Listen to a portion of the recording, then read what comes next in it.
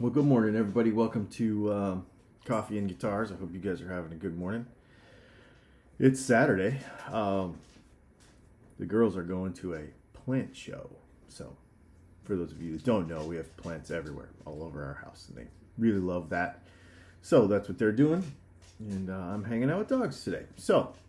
Um, I asked you all if you have topics to contribute them. And somebody in the comments, I think yesterday, said this topic suggestion. Aviation YouTube has been ablaze with the story of how Boeing went from a successful aircraft engineering company that made money to a financial engineering operation making aircraft. So, kind of like money first. Where do you see the big guitar and amp brands on this kind of spectrum? That is a really interesting question because I think a lot of people um, would already put big companies like Fender and Gibson in that category where they're just like, you know, after the money and the product is secondary. I think there's probably some balance to that, but I understand why people, and there's obviously some nuance, and I think we as consumers have some responsibility in that. So we'll talk about that, but I think this is an excellent conversation to have, especially after, the events of lately. Um, because you're right, like I have seen that too. We're talking about a big company like Boeing. Now it just feels like they're just chasing money instead of making a product. Um, every company has to make money. Okay, so in order for a company to survive, it not only has to make money, but it also has to be profitable. Companies have to be profitable. You have to be able to make profit. There's no reason for a company to exist if it is not profitable. Um, so profit is good. It keeps employees paid. It keeps people in jobs. It keeps people's lights on. It funds research and development for new products. It buys new machines, which technically ends up not being profit. Um, it helps survive ups and downs, in the market. If you have a company that goes through ups and downs in the market, they need to have enough in reserve to have runway through those downs so that they can continue solvent into another up, right? So that kind of happens. You see somebody like Fender having some difficulty after COVID. They got into a situation where they had so much inventory, right? So that kind of stuff. Um, so the problem's not necessarily making money. We need to make money. All of us need to make money, no matter who we are. You need to make a profit at your job, right? If you work, no matter what you do, and you could be an hourly employee at a lumber yard or whatever you do, for work. It, you need to make a profit, right? If it cost you more to drive to work than it did for you to make money while you were there, you wouldn't go. You would figure something else out. So profit is good. We have to have that. The problem is the optimization. What are you optimizing? So let's look at sort of the spectrum of this. Okay, so we as guitar players we don't think about the company structure. We don't think about the economics of things a lot of times, because our perception of it all is from the consumer side, the buying the thing side, right? Just having the thing, and is the thing cool, right? So uh, we think product first. So we think about how much it costs to make it, um, all that kind of stuff.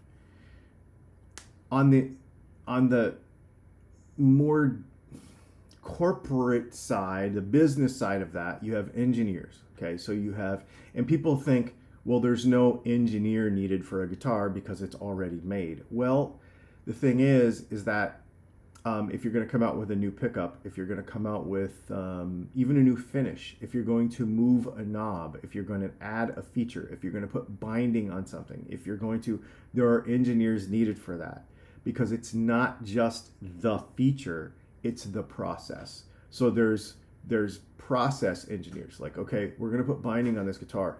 What changes do we need to make all the way down the line, from the decision to do it to the finishing to the binding to it affects the entire process, right? Because it affects how the guitar is held, it affects where the guitar sits, it affects how long everything, it throws off the entire process. People don't think about this, but there's a lot of engineering there. Builders, designers, craftsmen. How do we make the best guitar, right? Like, that's stage one of any business. How do we make the best guitar? We want to make the best guitar. We want to make the best product. In the middle, then you get to the point where you're like, okay, well, we're making a good guitar, but we need to make sure that it's profitable. We need to make sure that this guitar is profitable. Now, there might be, before you even go to sale with the product, decisions that you make to make sure that the thing is profitable. There are certain pickups that we don't even make because I can't make any money with them. I would love to make them, but they're just not profitable. They're way more work than they're worth. There's other, for example, pickups that we have. For example, our Velo, which was very expensive for us to make at first, but we put in place over time processes that made it easier to make, i.e. more profitable. So now we can keep this in our long-term product line, because we've found a balance between the cool product and the thing that makes the money, and we've made process engineering changes to get that far. A healthy company needs to be in a situation where they build a good thing and that thing is profitable. The thing we worry about is the far end of that spectrum, where it becomes like financial first, right? How do we maximize quarterly returns, because we're either publicly traded or if it's private equity, sort of like Gibson and Fender. The guitar becomes the vehicle for cash and investment dollars and returns than the actual goal of the company, which is making a good product, right? How do we know that a company's gotten here? There are definitely signs that you'll see along the way. I don't want to name. I mean, we could talk Fender and Gibson, but when you start to see constant, Fender does this a lot, I think, and Gibson did this a lot. I think they're doing it a lot less now. Constant like SKU shuffling, like basically where they'll take, like, there's so many models of Stratocaster, for example, and in the late 2000 aughts and early 2000 teens, Gibson had the same thing. Way too many SKUs, way too many Les Pauls, way too many SGs, and they were just they were throwing everything at a wall to see what sticks. Marketing departments were making decisions based on, like specification decisions, based on, it gets really focus groupy, it gets really, that sort of thing. Cost reduction becomes a thing. So then you start looking at, okay, where is this thing made? So first it was made here, but now if we buy these parts, we import these parts, we can get them cheaper. You start to look at cost reduction of the thing more than improvement of the product itself, which is, that's always a scary thing, because then the guitar just, like, what's the term for that? In-shitification? Like, it just gets worse and worse and worse. You start removing features that hopefully nobody notices, but oftentimes they do. Things become disposable where they were repairable before. We don't see this so much in guitars stuff, but it does happen. Launching products that aren't actually new. I call this the bold new graphics thing from the dirt bike business. You'd have a dirt bike come out 3 years in a row, and it's basically the same thing, which is bold new graphics. Kind of the same thing. Launching products just because, like, look, it's a different color with a different pick guard, and now it's a new model. Um, and we don't like that, right? Like that just feels icky to us. But here's the thing.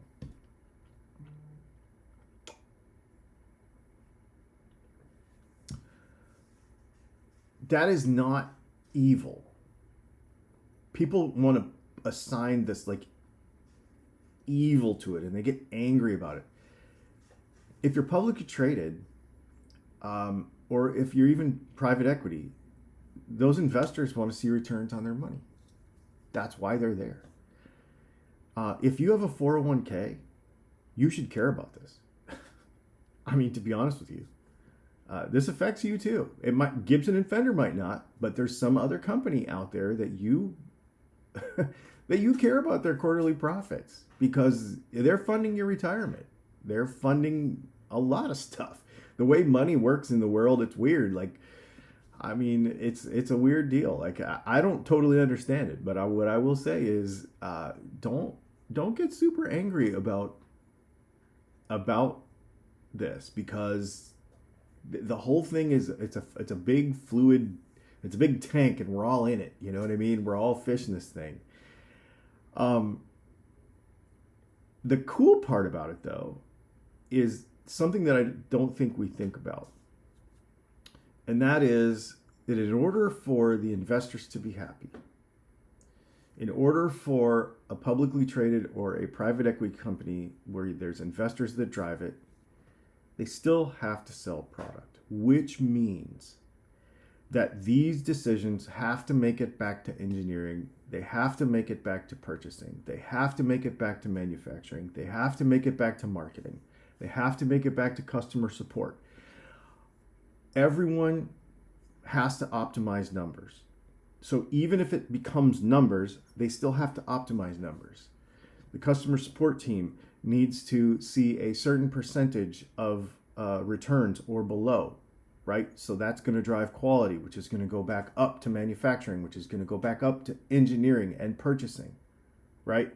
Because the customer ultimately needs to be happy with the product. Otherwise, none of this moves forward. The company does not become profitable. The shareholders are not happy. And so if it's done properly, and it will eventually trickle down to the fact that this guitar is not good and I'm returning it. That's the thing. It doesn't honestly matter that Fender is a private equity company. It doesn't matter if there are shareholders involved. It doesn't matter to us. It shouldn't. It really shouldn't. Now, the CEO and those guys, what drives them, I think it's really important, and this has been a big, for me personally, this has been a big difference for me. I talk a lot about Gibson, how I like their progress over the last 5 or 6 years, and the reason I feel that way is because the CEO, until this week, because it's a different CEO now, but really likes guitars. The reason I like Guitar Center right now is because the CEO of Guitar Center, even though it's a big company, really likes guitars. This Bud Cole guy, I don't know. He just seems like a goof. I'm not sure. Maybe he's awesome. I don't know, but he just doesn't seem, like these dudes, like these other guys that I mentioned, they seem like they really like guitars. And so it will, at some point, filter down to... I just went to Guitar Center yesterday to buy strings for this video that I did yesterday. And I was like, wow. Because I was out of string. I thought I had strings and I had the wrong ones. And I was like, wow, this is way better. Even my logo one, like the layout is better. I haven't been in there in a while. The merchandising is better. Like everything is better. Like this is better. So... all this corporate speak, if it's done correctly with good leadership, will lead back down to a product that we love. And that's really, really important. Boutique builders go the opposite direction and they have the opposite problem. They care about the product so much that they don't know how to run a business.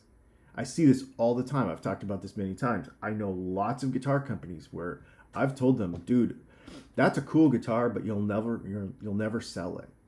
It's neat, but you'll sell one, maybe. You need to come up with something what I call market ready. right? It needs to be market ready. It can be something crazy and cool, but it's got to be market ready. There's got to be certain things, that points that it hits, not on the spec sheet, but just on what the public expects, right? It's got to have a basically pretty familiar neck profile. The neck can't feel like it's made at home. The fretwork has to be good. The finish has to be good in all the detailed areas. It has to sound good, obviously, but that's really it, and it has to be in colors. Even if you want to make something crazy, you still have to have a black one, a white one, and a sunburst. You know what I mean? I hate to say that, but you kind of do, for it to be marketable, to be market ready. But a lot of custom builders don't do that stuff. They go with totally crazy crap, and it never works. And then they take too long to make the stuff. The guitars take too long. The customer service isn't very good, and next thing you know, they're gone. So being 100% product first does not save you as a company. It can't. You have to be a good business person. You have to understand this. And you have to kind of balance it. Okay, what would make this a better guitar, before asking what would increase my margin? You have to ask that question differently. What would make this guitar more profitable in how we make it without compromising quality? The problem is that it takes more money. It takes more money. But here is the real problem. And this is the contribution that you and I need to make, okay? The companies do what we want them to do in the long term. And you're going to say, no, but I want a Fender with 17 single coils in it, and they haven't made one yet. That's not what I'm talking about. I'm talking about purchasing habits, okay? If you constantly chase discounts, then companies will optimize discounts. If you if you just get on the internet and complain about quality control instead of returning the guitar, the guitar quality will never get better.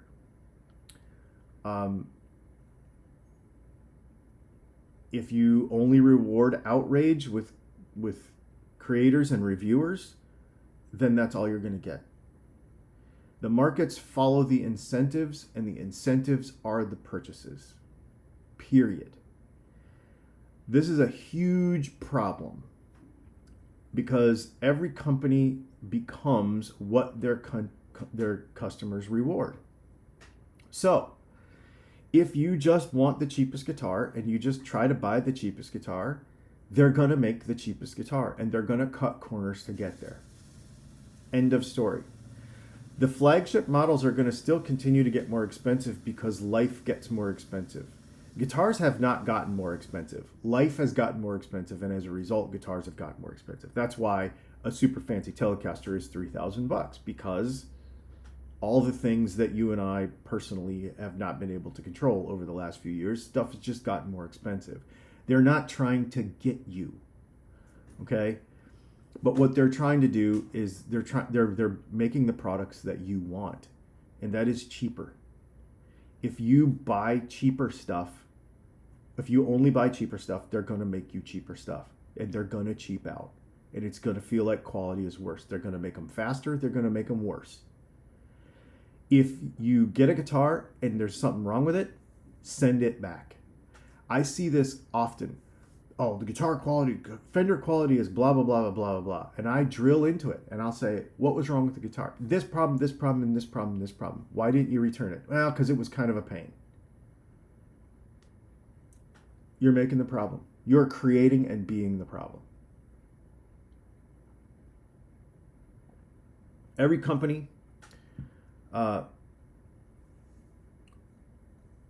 does what we reward. Because what we reward with our pocketbook, our wallet, our credit card, our whatever we pull our money out of, is what the shareholders want to see. They want to see the money. And we are the ones that give them that money. So, when you buy something, I want you to ask yourself these questions, okay? Am I encouraging the behavior that I want to see? Because every purchase I make is a vote, right?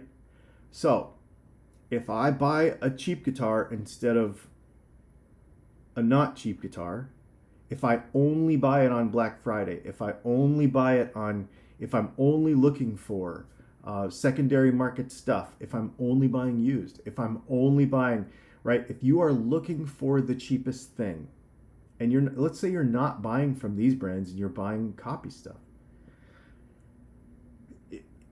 you're okay. That's what you want. I get it. And you want what you want. I'm not going to judge you for what you want. Absolutely. But you cannot say, I'm going to buy a Harley Benton and then complain about Fender. It's you're causing the problem. Because every purchase is a vote. Every click on every video is a vote, right? I don't know if you guys know this or not, but when Musician's Friend or Guitar Center or Gibson or anybody, we have all these affiliate links and stuff. They can see that. So they can see, even if you don't buy anything, Sweetwater can see how many people clicks on our link, right? So they know.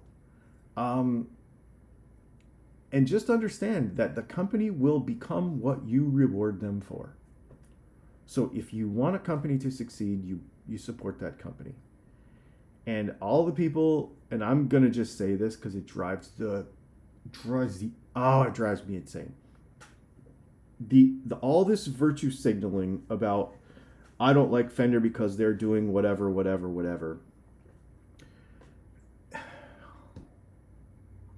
It drives me nuts, man. Like, do you like the guitar? Are the guitars cool?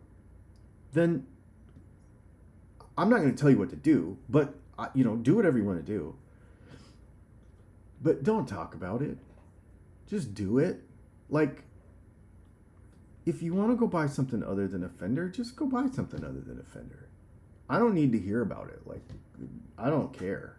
Like, I'm excited. If you go buy something other than a Fender and you show up in my house with something else, I'll hang out with you and I'll play guitar with you. It doesn't matter to me. But I think most of you, not maybe most of you who are watching this, but a lot of people, because you all are very thoughtful, but a lot of people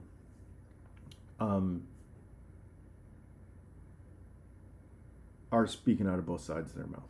So, buy the guitar that you want from the company that you want. Demand the quality that you want. And support who you want. Doesn't matter who. If you want that company to succeed. And if you want them to focus on quality, tell them.